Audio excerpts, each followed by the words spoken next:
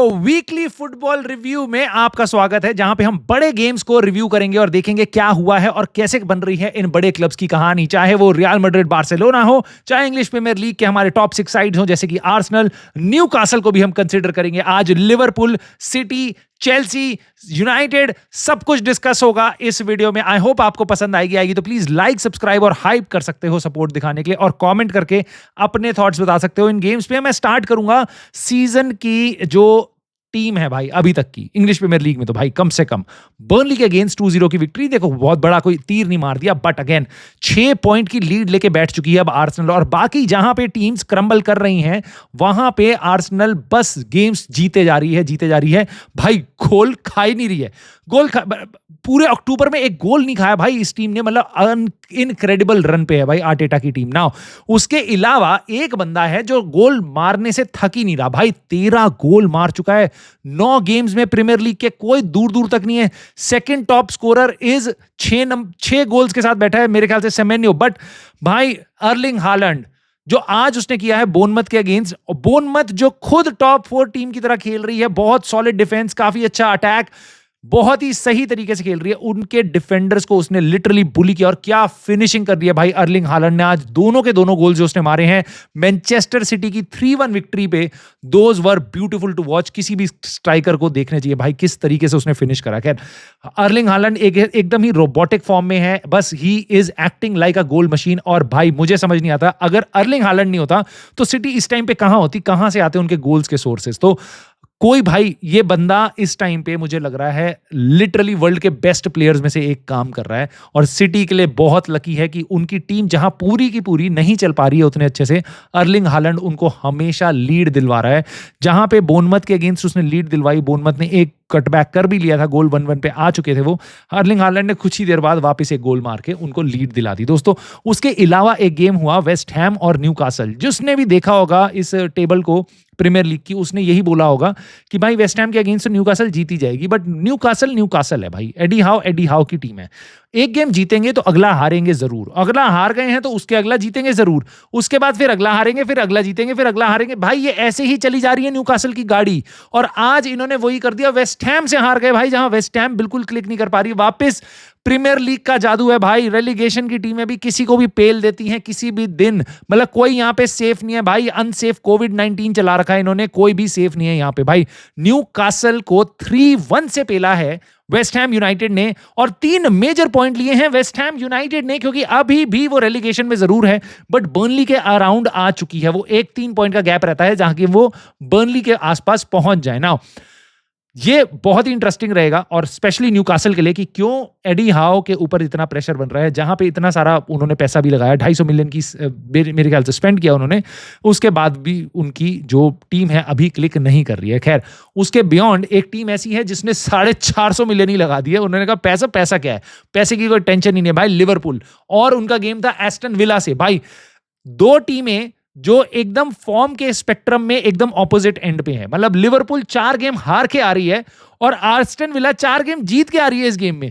मतलब क्लियरली लग रहा था भाई एनफील्ड में एक और अपसेट आने वाला है आर्ने स्लॉट के लिए, और आर्ने लॉस्ट इस गेम में नहीं बना लॉस्ट, और उसने 2-0 की विक्ट्री ले ली। और उनके एक इनक्रेडिबल प्लेयर मोहम्मद साला, जो इस सीजन उतना अच्छा नहीं चल पा रहा है, जब से उसको इतना मोटा पे चेक मिला है, नया कॉन्ट्रैक्ट मिला है भाई, उसने भी गोल मार दिया। और साला के लिए हैट्स ऑफ टू हिम भाई, 276th गोल मारा है, उसका गोल इन्वॉल्वमेंट रहा है, गोल प्लस असिस्ट एक क्लब के लिए प्रीमियर लीग में, जो आज तक का रिकॉर्ड था वेन रूनी का। तो वेन रूनी के साथ ये ऑलरेडी उसके को मैच कर चुका है। अगला गोल या असिस्ट जैसे ही करता है वो वेन रूनी को भी पास कर जाएगा, और when Rooni, I love him when Rooni. But खैर साला के लिए बहुत बड़ी अचीवमेंट है, but it is more importantly bigger relief for आर्ने slot, क्योंकि मुझे नहीं पता ये गेम अगर लिवरपूल नहीं जीती तो क्या होता है। और आने वाले टाइम में उनके पास आने वाली है रियल मैड्रिड, उसके बाद they will travel to Manchester City. बहुत भसड़ है भाई, लिवरपूल की फैन हो अगर तुम तो भाई बहुत भसड़ है तुम्हारी लाइफ में इस टाइम पे ना। एक टीम है जिसके फैंस, मुझे नहीं पता वो उनको भसड़ लग रही है क्या लग रहा है, बट मेरे को बहुत इनप्रेडिक्टेबल लगती है भाई टीम चेल्सी।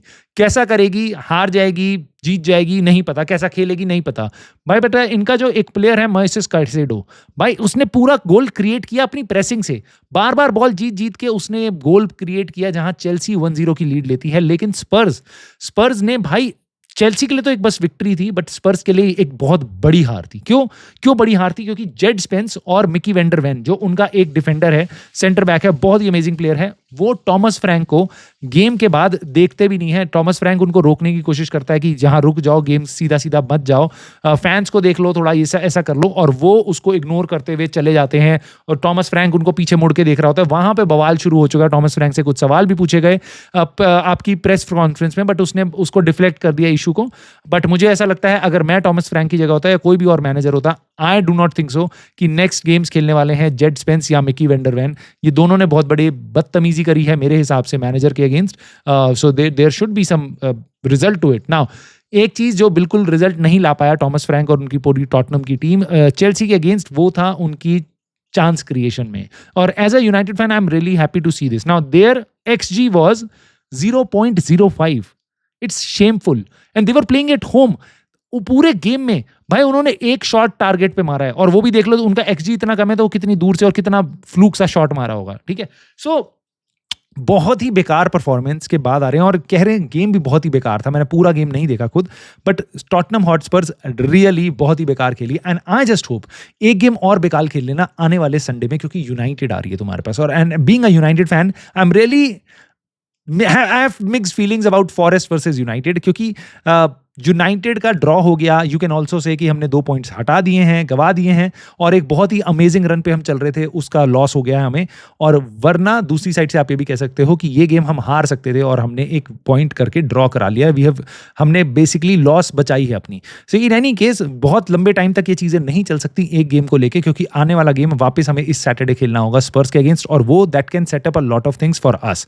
हम अगर हारेंगे तो बहुत ही अलग एजेंडा स्टार्ट हो जाएगा। एक player of manager of the month जिसको नॉमिनेट किया गया है रूबेन एमरिम, उसके लिए, क्योंकि अब अगर आप हारते हो तो एकदम वापस से रूबेन एमरिम आउट वाली बातें शुरू हो जाएंगी, जो बाकी किसी मैनेजर के लिए नहीं होती है, वो यूनाइटेड के लिए हो जाएंगी। ना उसके बियॉन्ड हम चलते हैं 7 समुंदर पार ला लीगा में। ना ला लीगा और प्रीमियर लीग, दो ऐसी दुनिया है जो एकदम अपरंपार है भाई, एकदम साइड साइड में है। ला लीगा में चलती है 2 हॉर्स की रेस, बीच में तो 3 हॉर्स की रेस थी, अब ये बस क्लियरली 2 हॉर्स की रेस है। ना अब तुम ला लीगा की अगर टेबल देखोगे तो दूसरी टीम बार्सिलोना और 7वीं टीम, ठीक है, उन दोनों के बीच में, गटाफे के बीच में 8 पॉइंट का गैप है। 8 पॉइंट का। बार्सिलोना 25 पॉइंट पे है, गटाफे है 17 पॉइंट पे, और गटाफे पहुंच जाती है 7th पोजीशन पे। 8 पॉइंट के गैप में दूसरे से 7वीं टीम तक आते हो, ये गैप है। मतलब पहले जो 2 टीम है वो इतनी ऊपर जा चुकी हैं बाकियों से। लेकिन इंग्लिश प्रीमियर लीग अगर तुम देख लोगे तो यहां की जो सेकंड टीम है, दैट इज सिटी, उससे बस 9 पॉइंट्स पीछे तुम्हें पूरी लीग टेबल पूरी पार करते हुए आ जाओगे, तुम पहुंच जाओगे सीधा बर्नली पे। तुम समझ रहे हो मैं जो कह रहा हूं? जो कंपटीशन है प्रीमियर लीग का, दैट इज अनमैच्ड भाई, क्रेजी है।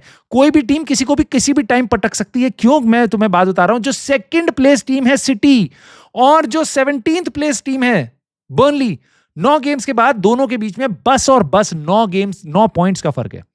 और ला लीगा में जब तुम जाते हो 8 पॉइंट के गैप में, तुम्हें सीधा बस दूसरी पोजीशन तक, बस 7वीं पोजीशन तक आते हो, तुम रेलीगेशन के आसपास नहीं भटकते। खैर, बार्सिलोना अपना गेम बहुत सही खेली भाई। एल्चे के अगेंस्ट उनका 3-1 की विक्ट्री आई है, और बार्सिलोना रियल मैड्रिड इनके गेम बस यही होते हैं कि भाई चलो ला लीगा है, जाओ और बस जीत के आ जाओ, तुमसे यही एक्सपेक्टेशन है, ड्रॉ मत कराना। ये होती है बेयर मिनिमम एक्सपेक्टेशन। सीजन में 38 गेम्स में से तुम 30 गेम्स जीत जाओ, ऐसी एक्सपेक्टेशन होती है। लगभग 25 गेम जीत जाओ, मतलब जीतते रहो। और बार्सिलोना ने वही किया।